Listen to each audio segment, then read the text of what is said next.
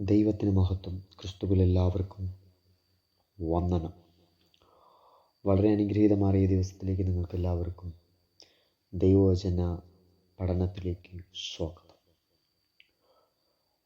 ഈ ദിവസത്തെ ചിന്തയ്ക്ക് ആധാരമായി യോഹന്നാൻ എഴുതിയ സുവിശേഷം 6-ാം അധ്യായം അതിൻ്റെ 37-ാം വാക്യം. എൻ്റെ അടുക്കൽ വരുന്നവനെ ഞാൻ ഒരു നാളും തള്ളിക്കളയുകയില്ല. അനുഗ്രഹീതമേറിയ ഈ വാക്യത്തിൽ നിന്ന് ദൈവം എന്നെ സ്വീകരിക്കുമോ എന്ന വിഷയത്തെ ആസ്പദമാക്കി നമുക്ക് ദൈവവചന ചിന്തയിലേക്ക് കടക്കാം. തങ്ങളുടെ പാപത്തെക്കുറിച്ച് ദൈവം മുൻപാകെ മനസാക്ഷിക്കുത്തുള്ളവരായി ഹൃദയത്തിൽ സാധാരണ സ്ഥാനം പിടിക്കുന്ന ഒരു ചോദ്യമാണ്, ദൈവം എന്നെ സ്വീകരിക്കുമോ?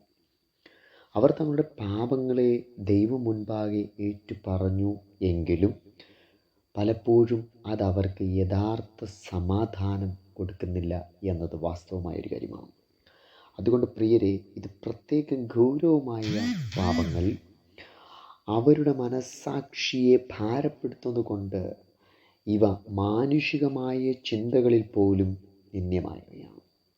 എന്നാൽ ദൈവവചനം വായിക്കുകയും ദൈവത്തോട് പ്രാർത്ഥിക്കുകയും മതപരമായി ഉന്നതമായ ജീവിതം നയിക്കുന്നവരുടെ ജീവിതത്തിൽ പോലും പലപ്പോഴും ഇത്തരം കാര്യങ്ങൾ ഉണ്ടാകാറുണ്ട്. അതുകൊണ്ട് ക്രിസ്തുവിലൂടെ ദൈവം എല്ലാവർക്കും കൊടുക്കുന്ന കൃപ അവർ അനുഭവിച്ചിട്ടില്ല എന്ന് നാം മനസ്സിലാക്കണം. സുരക്ഷിതമല്ലാത്ത ഇത്തരം സാഹചര്യങ്ങളിലിരിക്കുന്ന ഏവരോടും ഞങ്ങൾ പറയാൻ ആഗ്രഹിക്കുന്നത്, പ്രിയരെ, എത്ര വലിയ പാപമാണെങ്കിലും നിങ്ങളെ ദൈവത്തിന് സ്വീകരിക്കുന്നതിന് അവയൊന്നും തടസ്സമല്ല. പാപം പെരുകിയെടുത്ത് കൃപ അത്യന്തം വർദ്ധിച്ചു. റോമർക്കെഴുതിയ ലേഖനം 5-ാം അധ്യായം 20-ാമത്തെ വാക്യം. പ്രിയരെ, ക്രിസ്തു നമ്മുടെ പാപങ്ങൾക്കായി മരിച്ചു. ഇപ്പോൾ എല്ലാവർക്കും ഒരു വ്യത്യാസവും കൂടാതെ പാപക്ഷമ പ്രാപിക്കാം.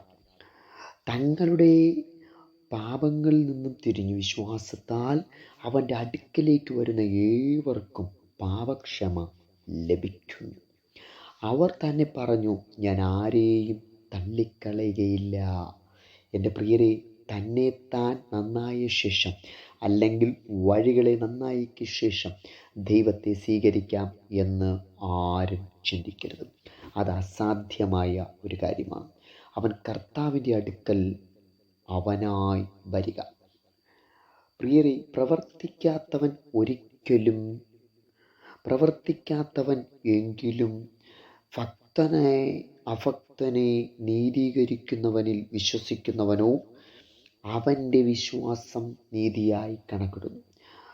റോമാലേഖനം 4-ാം അധ്യായം 5-ാമത്തെ വാക്യം. പ്രവർത്തിക്കാത്തവനെങ്കിലും അഭക്തനെ നീതീകരിക്കുന്നവനിൽ വിശ്വസിക്കുന്നവനോ അവൻ്റെ വിശ്വാസം നീതിയായി കണക്കുന്നു.